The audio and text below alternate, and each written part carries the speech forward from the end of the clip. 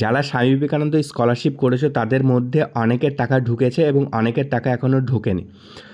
তো যাদের ঢোকেনি সেই টাকা কবে নাগাদ তাদের ঢুকবে এবং প্রবলেমটা কোন জায়গায় হচ্ছে, তো সেই সমস্ত বিষয় সম্পর্কে জানতে আজকের এই ভিডিওটা তৈরি করেছি। তো তোমরা প্রথম থেকে শেষ পর্যন্ত দেখো, তাহলে সমস্ত কিছুই তোমরা জেনে যাবে আর তোমাদের টেনশন নেওয়ার কোনো কারণ নেই।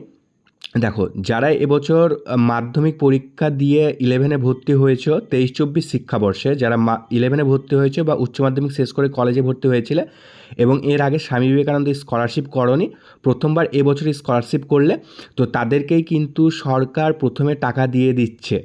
আগে তাদেরকে এই যারা ফ্রেশার আছে তাদেরকে আগে টাকাটা প্রদান করে দিচ্ছে, তাদের ব্যাঙ্ক অ্যাকাউন্টে ঢুকিয়ে দিচ্ছে।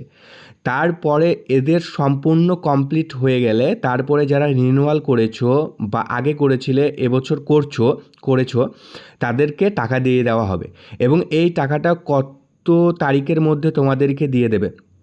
দেখো, সামনেই কিন্তু আমাদের রাজ্যে লোকসভা ভোট আছে। এই ভোটের আগেই কিন্তু সরকার চাইছে যে সমস্ত টাকা যারা স্কলারশিপ করেছে, স্বামী বিবেকানন্দ বলো বা আরও যে সমস্ত স্কলারশিপগুলো আছে, সমস্ত স্কলারশিপের টাকাই কিন্তু এবছরের এই ভোটের আগে দিয়ে দেওয়ার চেষ্টা করছে।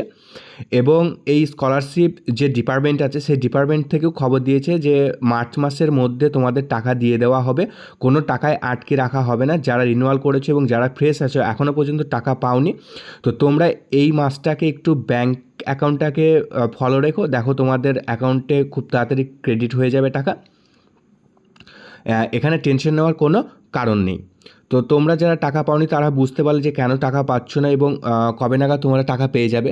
তো এখনও পর্যন্ত তোমাদের বন্ধু যারা পায়নি বা যারা পেয়েছো এবং যারা পাওনি, এই ভিডিওটা যারা দেখছো তার যারা পায়নি তাদেরকে তুমি এই ভিডিওটা শেয়ার করতে পারো এবং একটা সাবস্ক্রাইব এবং লাইক করতে পারো, যাতে আমার ভিডিও তৈরি করতে ভালো লাগে এবং আরও অনেক ইনফরমেশন নিয়ে আসবো। তো তোমরা এই চ্যানেলটাকে ফলো রেখো।